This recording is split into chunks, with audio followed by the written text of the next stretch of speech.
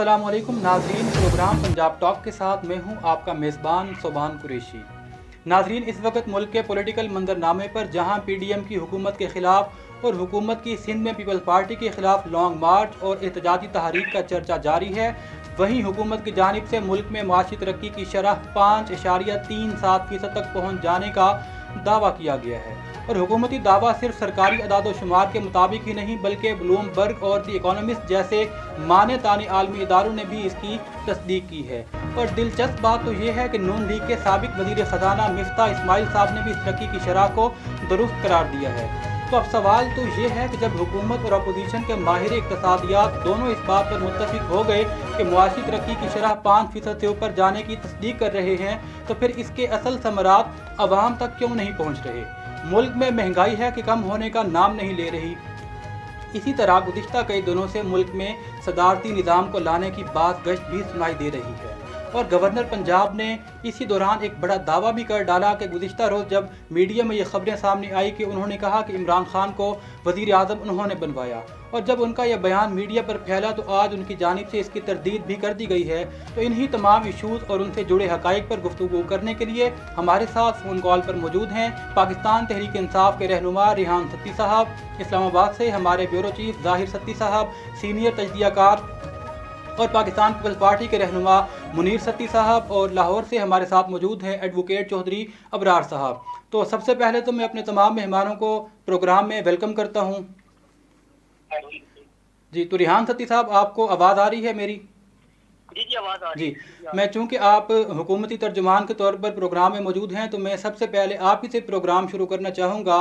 Sir, हुकूमत की जानिब से दावा किया गया है कि जो GDP है, जो हमारी ग्रोथ है तरक्की की, वो 5.37% तक पहुँच गई है। लेकिन सर, सवाल तो ये है कि जब आपकी GDP जो कि बकौल अपोजिशन के मनफी में जा चुकी थी, और अब अपोजिशन की जानिब से भी मिफ्ताह इस्माइल साहब ने तस्दीक की है कि ये जो रिकॉर्ड पेश किया गया है ये दुरुस्त है, तो सर महंगाई कम क्यों नहीं हो रही? हम देखते हैं कि महंगाई जो है वो इस वक्त जूं की तूं मौजूद है। इस हवाले से क्या कहेंगे आप? जी, सबसे पहले बहुत शुक्रिया, आपने मुझे प्रोग्राम में मदद किया। और उसके बाद जो आपने बात किया ना कि GDP ग्रोथ, आपने अपने ही जो अपने सवाल किया उसने जवाब भी खुद दे दिया कि अपोजिशन, ब्लूमबर्ग, जितने भी मुआशी इदारे हैं वो सब इस बात की तस्दीक कर रहे हैं कि जो PTI ने GDP ग्रोथ के हवाले से स्टेटमेंट दिए, जो इशारे हैं वो सारे पॉजिटिव हैं, वो अकॉर्डिंग टू जो हमारी ग्राउंड रियलिटी है उनके मुताबिक है। ठीक है। और जहाँ तक बात है महंगाई की, नो डाउट महंगाई इस टाइम मुल्क में है। उसकी एक रीजन ये भी है कि हमारी जब गवर्नमेंट आई तो डॉलर का प्रेशर था, हमारा रुपया एकदम से गिरा। ठीक है। जो पिछले दौर हुकूमत थी उन्होंने डॉलर को जाती तरीके से जो कंट्रोल किया हुआ था, जो उन्होंने कंट्रोल किया, तो उस वजह से हमारे रुपए पे दबाव बढ़ा।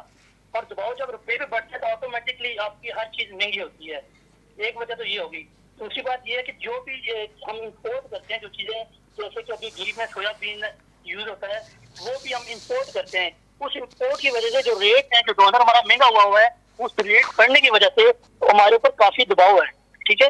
और उस वजह से महंगाई है। और इंशाल्लाह हमारी गवर्नमेंट इस हवाले से पॉजिटिव स्टेप उठा रही है, और बहुत जल्द इंशाल्लाह इमरान खान साहब की क़यादत में और जो हमारे वज़ीर ख़ज़ाना साहब काम कर रहे हैं, इंशाल्लाह जल्द हम महंगाई पे कंट्रोल पा लेंगे। जी भाई। लेकिन रेहान साहब, देखें ना, जिस तरह अभी आपने कहा कि ब्लूमबर्ग और इकोनॉमिस्ट ने भी तस्दीक की है, लेकिन उन्हीं की जानिब से यह रिपोर्ट भी तो पेश की गई है कि तीसरा महंगा तरीन जो मुल्क है वो पाकिस्तान है।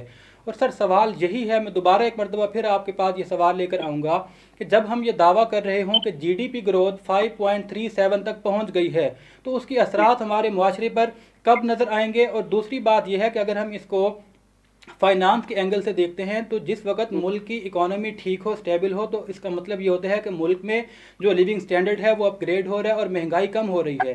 लेकिन दोनों चीज़ों में तजाद नज़र आ रहा है। यहाँ पर महंगाई बढ़ रही है और दूसरी जानिब GDP, जिसको फिर इस सूरत में नीचे आना चाहिए, वो ऊपर जा रही है। तो इसको आप किस तरह जस्टिफाई करेंगे? देखिए, जो हमारी GDP को कैसे मेजर किया जाता है, पहले तो आप ये समझ लें। जो GDP को मेजर करने के चीज़ है वो है आपकी एक्सपोर्ट। ठीक है। जो लेटेस्ट चीजें बनाते हैं और बाहर भेजते हैं, उससे हमारी GDP इंक्रीज होती है। ठीक है। इस वक्त आपने देखा होगा जो पाकिस्तान में GDP ग्रोथ है वो 50% प्लस एक्सटेंड हुई है। ठीक है। वो मतलब कि इंक्रीज हुई है। एकदम से कोई भी चीज कंट्रोल नहीं होती। अभी हमारी एक्सपोर्ट बढ़ी है, इंशाल्लाह बहुत जल्द हम जो एक्सपोर्ट से हमारा जो बेनिफिट आएगा वो आवाम पे भी ट्रांसफर होगा। और इंशाल्लाह महंगाई को हम कंट्रोल कर लेंगे। और इस तरह हमारे जो वज़ीर खजाना साहब है उन्होंने भी कहा है कि इंशाल्लाह हम जल्द आवाम को खुशखबरी सुनाएंगे इस हवाले से। चलें, ठीक हो गया। अच्छा मुनीर सत्ती साहब, मैं आपसे इस बारे में मौक़िफ़ लेना चाहूँगा कि अपोजिशन इस मामले पर एटलीस्ट जो है वो एक स्टेज पर नज़र आती है। वो हुकूमत की महंगाई के इक़दाम को और हुकूमत पर मुआशी बहरान पैदा करने के इक़दाम पर तकरीबन तमाम अपोजिशन की जमातें हैं, क्या वो पीपल्स पार्टी हो, नून लीग हो या मौलाना फजलुर रहमान साहब का ग्रुप हो, तमाम इस बात पर मुत्तफ़िक हैं। लेकिन हमने देखा कि अभी कल ही की बात है कि जब एक प्रोग्राम में मिफ्ता इस्माइल साहब जो कि नून लीग के वज़ीर ख़जाना थे, जब उनसे इस बारे में सवाल पूछा गया कि ये 5.3 की जो ग्रोथ रेट है क्या ये दुरुस्त है रेट, तो उन्होंने कहा कि इस पर तो कोई बहस नहीं, ये डाटा बहरहाल दुरुस्त है। तो सर अब सवाल तो फिर ये बनता है ना कि जब अपोजिशन भी कह रही है कि 5.37 की ग्रोथ रेट अचीव हो गई है, हुकूमत भी ये दावा कर रही है, तो फिर आप इसको मानते क्यों नहीं हैं? बहुत शुक्रिया सदाम कुरैशी साहब। मैं जैसे मेरे भाई रेहान साहब बात कर रहे थे और जैसा आपका सवाल है कि ये इशारिये जो हैं और ये ब्लूमबर्ग और ये जितना माशी इशारिये जिनको ये कहते हैं, उनके असरात जब अवाम पर पड़ते हैं तो फिर उससे अंदाजा होता है कि मुल्क की जो है वो माशी तरक्की की क्या सूरत हाल है। 2018 में जब नून लीग की गवर्नमेंट गई तो उस टाइम भी ये जो माशी शरह है और यही जो अदारे हैं जो बता रहे हैं ये 6+ बता रहे थे। और मौजूदा जो रेट्स हैं आम चीजों के, जो आम अवाम की जो रोजमर्रा के इस्तेमाल की चीजें हैं उनके रेट जो है वो मौजूदा रेट से 50% थे। तो ये जो गोरखधंधा है ये इसका आम आदमी के साथ कोई ताल्लुक नहीं है। ये मीडिया की हद तक अगर कोई इसको एक्सेप्ट करता, आप देखें कि चंद महीने पहले, बल्कि महीना 1.5 महीना पहले आपके जो गवर्नर स्टेट बैंक के साहब का शबद वैदी साहब थे और गवर्नर पंजाब सरवत साहब थे, ये सब कह रहे थे कि हम बैंक करप्ट हो चुके हैं। तो वो कौन सी जादू की छड़ी लेके आ गए हैं माशी माहिरीन के, वो 1 महीने के अंदर अंदर जो है वो 5+ हो गई है। और उसके असरात जो है आप देखें, या तो डॉलर सस्ता हुआ हो या जो कुछ चीजें हैं रोजमर्रा की अशिया हैं, पेट्रोल है या दूसरी जो चीजें हैं, मेडिसिन हैं, ये चीजें सस्ती हुई हैं, तो फिर तो आप कह सकते हैं कि इनकी बात में कोई सच है। लेकिन मामला ये है कुरैशी साहब के, ये पहले दिन से ही एक मौजूदा जो गवर्नमेंट है इन्होंने एक बयानिया ये बना लिया है कि आप किसी भी चीज को वो इस अंदाज से और इस तरीके से झूठ बोलें और बार बार बोलें ताकि वो लोगों को सच लगना शुरू हो जाए। तो हम तो देखेंगे उस टाइम, जैसे आपने अपोजिशन की बात की, अपोजिशन का तो खैर ये है, तो ये पूरे सारे एक सिस्टम के लोग हैं, इसी सिस्टम के स्टेक होल्डर हैं ये सारे। तो एज अ पार्टी तो मैं तो यहाँ पे बात नहीं करूंगा, यहाँ पर तो ये जो सिस्टम है इस सिस्टम के हवाले से ये सारे इसके बेनिफिशरीज हैं। हम तो बात करेंगे पॉवर्टी लाइन से नीचे जो लोग हैं, जो पाकिस्तान की अक्सरियत है, जो 90% लोग हैं, उनका जो आप जिस हाल में वो रह रहे हैं, जिस हाल में वो गुजारा कर रहे हैं, जिस हाल में उनका इलाज हो रहा है, जिस हाल में उनकी एजुकेशन है, तो वो तो बहुत ही बुरे हालात हैं। तो इस पे अगर हम कहें कि नहीं जी हमारे माशी इशारे बहुत बेहतर हैं और साल के बाद ये हो जाएगा, तो साल के बाद भी इधर 3 साल भी हमने देख लिए हैं, साल और देख लेंगे, लेकिन इस सूरत हाल में बेहतरी की कोई तवक्को नजर नहीं आती। चलें, ठीक हो गया। जाहिर सत्ती साहब, मैंने आपकी तरफ आना है, लेकिन मुझे कहा जा रहा है कि ब्रेक का वक्त हुआ चाहता है, तो हम ब्रेक की जानिब जा रहे हैं। ब्रेक से वापस आकर आपसे जो है वो इस बारे में मौक़िफ़ लेंगे। नाज़रीन, वक्त हुआ चाहता है एक ब्रेक का, हमारे साथ रहिए। खुशियाँ देखो गुनगुनाती है, इकबाल के देश में जीत की दास्तां सुनाती है। इकबाल के देश में खुशबुएं गीत सुनाती है, इकबाल के देश में मोहब्बतें मुस्कुराती है, इकबाल के देश में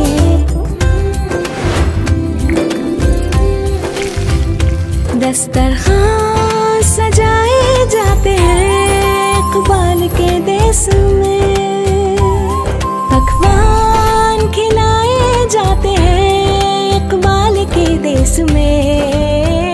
इकबाल बनस्पति घी and cooking oil vitamin A और विटामिन डी की ग़िज़ाइयत से भरपूर। इकबाल बनस्पति घी एंड कुकिंग ऑयल, ये है इकबाल का देश। वेलकम बैक नाज़रीन। जाहिर सत्ती साहब, हमने अभी ब्रेक पर जाने से पहले जो बातचीत चल रही थी उसमें हुकूमत की जानिब से बार बार जो दावा किया जाता है वो तो यही है कि 5.37 का जो ग्रोथ रेट है वो अचीव हो चुका है, और नून लीग की जानिब से भी इसकी किसी हद तक तस्दीक की गई है। और अपोजिशन की बाकी तमाम जमातें बशमूल नून लीग के बाकी तमाम रहनुमा वो इसी बात पर जोर देते नज़र आ रहे हैं कि जब तक सही मानों में हमारे जो आम तबका है, जो हमारा मजदूर तबका है और जो निचले लेवल के लोग हैं, जब तक उनको ये तब्दीली के असरात नहीं मौसूल होंगे उस वक़्त तक इसको नहीं दुरुस्त कहा जा सकता। लेकिन सर यहाँ पर एक और काउंटर क्वेश्चन भी किया जाता है, वो ये है कि जो हमारा सनती सेक्टर है, बिलखुसूस अगर हम फैसलाबाद में देखते हैं तो पिछले 1-2 सालों में जो तरक्की की बुलंदियाँ उन्होंने तय की हैं और जितने रिकॉर्ड उनके पास ऑर्डर्स आए वो हमारे सामने है। इसी तरीके से हमने कंस्ट्रक्शन सेक्टर के अंदर देखा कि बेपनाह जो है वो काम हुआ। तो जितने भी ये हमारे मजदूर पेशा लोग हैं, दिहाड़ीदार तबका है, ये ज़्यादातर तो कंस्ट्रक्शन के सेक्टर से मुंसलिक है या आपकी इंडस्ट्रीज से मुंसलिक है। तो सर अगर वहाँ पर बेहतरी हुई है तो डेफिनेटली आप क्या ये समझते नहीं हैं कि इनकी ज़िंदगियों में भी बेहतरी आई होगी? अपने प्रोग्राम में बात आपसे वेलकम करते हैं।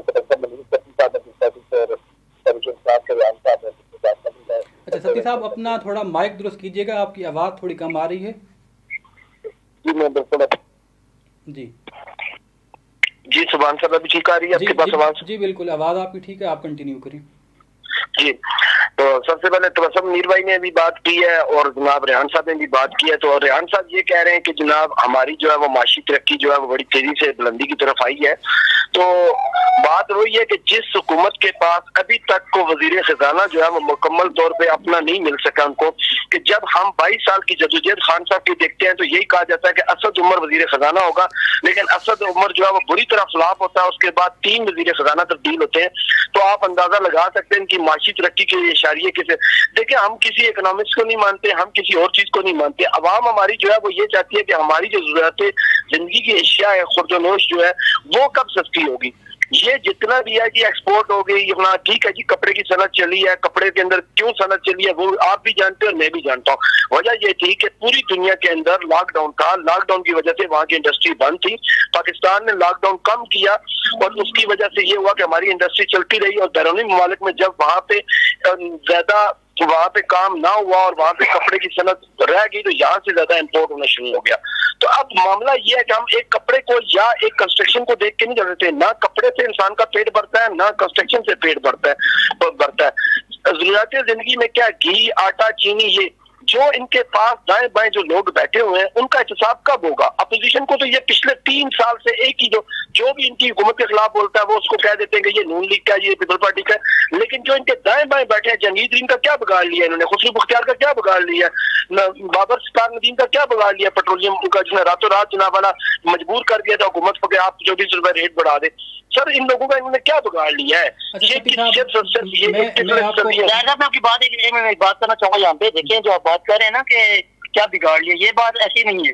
जो बात आपने की है ना, जो हमारे पेट्रोलियम मशीर थे, जब उन्होंने वो उस टाइम आपको पता है जब लॉकडाउन के दौरान हमारा जो एकदम से पेट्रोल हमने सस्ता किया था तो तमाम जो पेट्रोलियम एसोसिएशन है वो हड़ताल पे चली गई थी। उन्होंने पेट्रोल रोक दिया था और उसी हवाले से खान साहब ने उसकी तहकीकात भी करवाई थी, मगर तहकीकात होने के बाद जब वो रिपोर्ट आई तो उस पर जाके उन्होंने स्टे ले लिया है। हमारे मुल्क का सबसे बड़ा ये है कि यहाँ पे स्टे हो जाते हैं। हमने चीनी के खिलाफ एक मिशन तहकीकात की मिशन है, तहकीकात की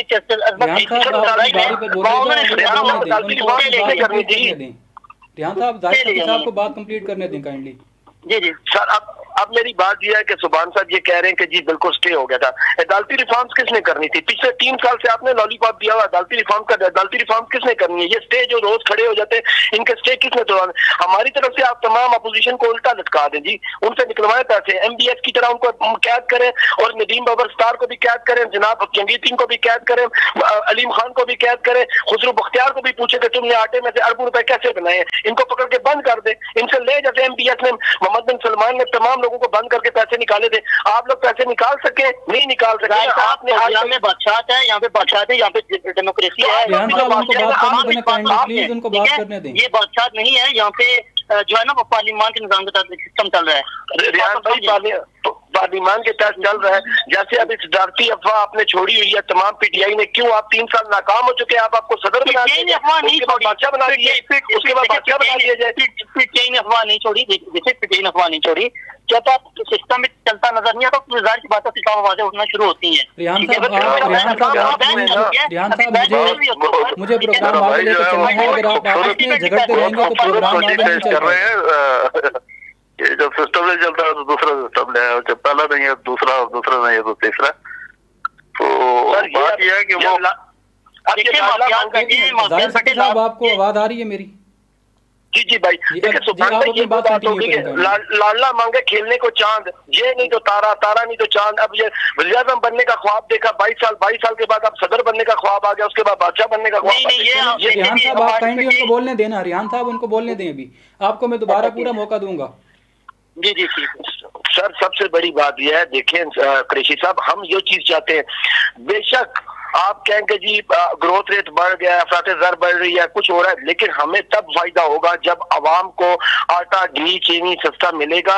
जब आप कह रहे हैं कि भाई बैरूनी चीजें जो ठीक है जी इंपोर्ट करते हैं वो महंगी हो जाए, हम गंदम इंपोर्ट करते हैं कि 70 साल में गंदम की कीमत 33 रुपए हुई, जबकि इन्होंने 3 सालों में उसको डबल करके 70 रुपए पहुंचा दिया। मतलब ये कि 70 साल में जो महंगाई हुई इन्होंने 100 गुना उसको डबल कर दिया। चीनी 55 से 110 पे लेके इन्होंने 3 सालों में 70 साल की महंगाई की है। अब अंदाजा लगाए, अगर इस बारे में अगर आवाम ना बोले तो किधर जाए आवाम? चलें, ठीक है साहब, आपका पॉइंट आ गया, ठीक है। मैं चौधरी अबरार साहब की तरफ जाता हूँ। सर, सदारती निज़ाम की बात गश्त सुनाई दे रही है, थोड़ा सा तो ये बताएं ना कि ये सदारती निज़ाम है क्या? जब ये अगर फॉर एग्जांपल हम कुछ देर के लिए फ़र्ज़ कर लेते हैं कि अगर इसको मुल्क में इम्प्लीमेंट कर दिया जाए तो सदारती निज़ाम किस किस्म का हो सकता है आइन के तहत? क्या इसमें कोई गुंजाइश मौजूद है या ये गैर आइनी इक़दाम होगा? थोड़ा इस हवाले से ब्रीफ कर दें। थैंक यू वेरी मच सुभान भाई, आपने मौका दिया कि ये मेरे ख्याल में आज के दोनों टॉपिक्स जो हैं ये इतने बड़े हैं कि एक टॉपिक के ऊपर बहस जो है ना, हमारा टाइम कम है। चुने बहरहाल मैं उस पर बाद में आऊंगा। जो आपका सवाल है कि सदारती निज़ाम क्या है, पूरी दुनिया में बादशाहत के बाद जब ब्रेक हुई तो 2 ही सिस्टम जो थे वो जर्मिनेट हुए और वो दुनिया में इवॉल्व हुए। उनमें सबसे पहला जो सिस्टम था वो था प्रेसिडेंशियल फॉर्म ऑफ गवर्नमेंट, जो बादशाहत के करीब तरीन था, और दूसरा सिस्टम था डेमोक्रेटिक सिस्टम, जिसको हम पार्लिमानी निज़ाम कहते हैं। यही 2 इवॉल्व हुए और बने। और पार्लिमान, मैं बता दूं कि सदारती निज़ाम हुकूमत में सदर मरकज होता है ताकत का, वो डेमोक्रेटिकली इलेक्टेड भी हो सकता है या वो किसी गैर आईनी या दूसरी कुव्वत के ताबे भी हो सकता है, उसके से भी ताकत हासिल कर सकता है। और पार्लिमानी निज़ाम में अवाम की राय जो है वो प्रीडोमिनेंट होती है, और पूरी दुनिया में पार्लिमानी निज़ाम का जो डेरिवेटिव है या जिससे इंस्पिरेशन होती है वो ब्रिटिश फॉर्म ऑफ गवर्नमेंट है। अब पाकिस्तान में हमने ये 2 तरह का निज़ाम जो है वो बार बार चलाया है। प्रेसिडेंशियल फॉर्म ऑफ गवर्नमेंट भी हम कई बार चला चुके हैं, पार्लिमानी निज़ाम भी तजुर्बा कर चुके हैं। अब यहाँ पर आगे बात तो ये जो अभी बात गश्त चल रही है कि पार्लिमानी निज़ाम होना चाहिए या जो प्रेसिडेंशियल फॉर्म ऑफ गवर्नमेंट होना चाहिए, ये बहस आज की नहीं है, ये डे 1 से चल रही है। ये 47 से लेके चल रही है और आइंदा भी चलेगी। डेमोक्रेटिक बहस है, चलनी चाहिए। और अपोजिशन या गवर्नमेंट जो है इसके ऊपर तफसील तो हो सकती है लेकिन इनकार नहीं कर सकती। अब जो मौजूदा अपोजिशन और गवर्नमेंट है उनमें बैठे हुए लोग इन दोनों सिस्टम से ही निकले हुए हैं। ये नहीं इनकार कर सकते कि हमारा इस सिस्टम से ताल्लुक नहीं है या है। ये दोनों ही साइड पे जो लोग बैठे हुए हैं, ये कुछ प्रेसिडेंशियल फॉर्म ऑफ गवर्नमेंट में भी थे, पार्लिमानी में भी थे। और पाकिस्तान के लिए यहाँ अगली बात आ जाती है, हमारे जो हालातों वाक़यात है वहां पे कौन सा सिस्टम सूट करता है।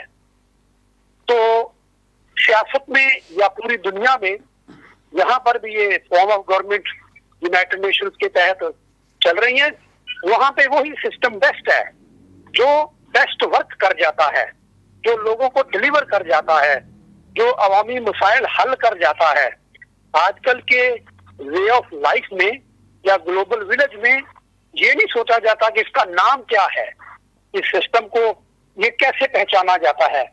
ये सोचा जाता है या ये आर्ग्यूमेंट दिया जाता है कि इसने डिलीवर क्या किया, अवाम को क्या दिया, जो उस रियासत के शहरी हैं उनको क्या मिला। आज शहरी मोतबिर है, आज वोटर मोतबिर है, आज जो पूरी दुनिया में पॉलिटिकल थॉट है वो एक इंसान की वेलफेयर के गिर्द घूमता है। ये किसी कबीले, किसी कौम या किसी की डोमिनेंस के गिर्द नहीं घूम रहा, ये सिर्फ एक शहरी के गिर्द घूम रहा है। चौधरी साहब, इसमें हमने देखना है, मैं माजरत के साथ आपकी बात काट रहा हूँ, लेकिन यहाँ पर यह भी तो है ना कि क्या 73 के आइन के तहत हमारे मुल्क में सदारती निज़ाम राइज हो सकता है, पॉसिबल है उस आइन के तहत, या उसमें तब्दीली करना होगी? नहीं, मैं बात कर दूं, मैं सिर्फ आने लगा था। हमारा 73 का जो कॉन्स्टिट्यूशन है उसमें दोनों खूबियां हैं। सही, प्रेसिडेंट भी मौजूद है और पार्लियामेंट्री फॉर्म ऑफ गवर्नमेंट भी है, डेमोक्रेटिकली इलेक्टेड गवर्नमेंट भी है और इनडायरेक्टली इलेक्टेड प्रेसिडेंट भी है। अब क्वेश्चन रह जाता है कि हम जो अब बात बहस छिड़ी हुई है कि सदारती निजाम हुकूमत, वो फर्क सिर्फ इतना सा रह जाता है कि जहां पर सदर के पास सबसे ज्यादा इख्तियारात होंगे, जैसा कि अब वजीर आजम के पास है, वो ये इसमें बहस तलब बात है। पार्लियामेंट मौजूद है, होनी चाहिए बहस। अगर तो ये मौजूदा parliamentary form of government deliver करता है तो इसका नाम पार्लियामेंट्री रह जाना चाहिए। अगर प्रेसिडेंशियल करता तो इसका नाम प्रेसिडेंशियल फॉर्म ऑफ गवर्नमेंट रह जाना चाहिए। दूसरी बात है कि आज भी हमारी जो नस्ल है, जिनकी अब उम्रें 30-30 साल है, या इससे जो नौजवान नस्ल है 30 से लेके 15-16 साल की जो नस्ल है, वो एक ग्लोबल विलेज में रह रही है। हमारी नस्ल के लोग जो 40 पे बैठे हुए हैं, इन्होंने वो दौर कम देखा है, और हमसे जो ऊपर वाली नस्ल है उसने बिल्कुल कम ग्लोबल विलेज का जो आउटलुक है, या जो रीच है, या जो एक्सेस टू इंफॉर्मेशन है थ्रू इंटरनेट है, सोशल मीडिया है। तो अब आप अपने आप को क्लोज नहीं कर सकते, कोई बहस छुप नहीं सकती। और ये बहस भी मेरा ख्याल है जो आपने मौजू रखा है, इसको किसी और दिन भी रखे और पूरा इसके ऊपर कोई और स्कॉलर्स भी लें। भाई आज ये अवाम ये सवाल नहीं करती कि सदर है या वजीर आजम है, नहीं, सवाल है कि लोगों को डिलीवर क्या हुआ, लोगों की जिंदगी कैसे बदली। वो आदमी जो आज चौलिस्तान में बैठा हुआ इंटरनेट के जरिए अपने किसी रिश्तेदार के साथ अमेरिका के साथ कनेक्टेड है, वो लाइव वहां पे जिंदगी देख रहा है। हम लोगों को पीछे नहीं धकेल सकते, हम लोगों को डार्कनेस में नहीं लेके जा सकते। हमारी बहस इससे आगे चलनी है कि लोगों को क्या दिया। लोगों को गर्ज नहीं है कि मेरा नाम चौधरी इब्रार हुसैन है या इब्रार अहमद है या मेरा नाम सुहान कुरैशी है। नहीं, लोगों को गर्ज है कि मैं जो बोल रहा हूं वो काम का है कि नहीं। लोगों को गर्ज है कि जो सिस्टम डिलीवर कर रहा है वही बेहतर है। ठीक हो गया सर, आपका पॉइंट आ गया। इस पर हम फिर किसी दिन जो है ना डिटेल में एक प्रोग्राम रखेंगे कि आखिरकार सदारती निज़ाम के खिलाफ या इसके हक में जो बहस की जाती है की क्यों जाती है, क्योंकि असल तो जो उसका मकसद है वो तो है कि निज़ाम चले और लोगों को उसका फ़ायदा हो। तो आपका पॉइंट आ गया, ठीक है। प्रोग्राम का जो वक्त है वो इख्तितामी लम्हों में है। तो रिहान साहब, मैं जाते जाते आपसे एक छोटी सी इस बात पर जो है आपकी राय लेना चाहूँगा कि जिस तरह कल चौधरी सरवर साहब की जानिब से ये मीडिया में बयानात चलना शुरू हुए कि उन्होंने कहा कि इमरान खान साहब जो पीएम बने हैं वो मेरी वजह से हुए हैं, गो कि आज उनकी जानिब से तरदीदी प्रेस कॉन्फ्रेंस कर दी गई। लेकिन इससे पहले हमने देखा कि परवेज़ खटक साहब की तरफ से भी इस किस्म की बात सामने आई थी कि अगर वज़ीर आज़म इमरान खान साहब आज पीएम हैं तो उसके पीछे उनका हाथ है। इससे पहले जहांगीर तरीन साहब भी ये दावा करते रहे कि इस मकाम तक पीटीआई को या इमरान खान साहब को पहुँचाने के पीछे मेरा किरदार है। तो सर, जमात के अंदर से जब इस किस्म के बयानात सामने आना शुरू हो जाएं तो आप क्या समझते हैं कि जमात इससे मजबूत होती है या कमज़ोर होती है? जी, आपने बहुत अच्छा सवाल किया है। मैं चाह रहा था आप सवाल करें। देखिए, चौधरी सरवर साहब ने अपने बयान की तरदीद खुद ही कर दी, ठीक है। उन्होंने ये कहा कि कलेक्टिवली सबने एफर्ट की इमरान खान को वज़ीर आज़म बनाने के लिए। उसमें से एक मैं भी कहा, मैंने भी एफर्ट की, ठीक है। परवेज खट्टर ने भी एफर्ट की, जंगीर खान ने भी एफर्ट की, मैं अपनी जगह कहूँगा, मैं भी कहूँगा मैंने भी एफर्ट की, ठीक है। हर शख्स की कलेक्टिवली एफर्ट है खान को प्लेयर बनाने के लिए। अल्टीमेटली सबका लीडर इमरान खान है और इंशाल्लाह जी अहमद जवाद साहब की भी है जो आजकल बोल रहे हैं। अहमद जवाद साहब की है, मेरी भी है, अहमद जवाद साहब मेरी भी है इसमें। अहमद जवाद साहब ने टोटल 8 दिन पहले की उनके ट्वीट देख रहे हैं, वो क्या ट्वीट थे और उसके बाद क्या ट्वीट हुए हैं, ये सबको पता है ये क्या मामला चल रहे हैं, ठीक है। उनको उदा नहीं मिला तो वो हो गया, पहले उदा था तो ठीक था। वही प्रोग्राम का वक्त जो है वो बिल्कुल खत्म हो गया। फिर इंशाल्लाह नेक्स्ट प्रोग्राम में इस हवाले से बात करेंगे। आप तमाम मेहमानों का शुक्रिया कि आप हमारे साथ प्रोग्राम में ज्वाइन हुए। तो नाज़रीन, पंजाब टॉक से फिल वक्त इतना ही। अपना, अपने प्यारों और अपने प्यारे मुल्क का ख्याल रखें। प्रोग्राम से मुतालिक अपना फीडबैक देना मत भूलिएगा। आपसे मुलाकात होगी अगले प्रोग्राम में, तब तक के लिए इजाज़त दीजिए। अल्लाह निगहबान।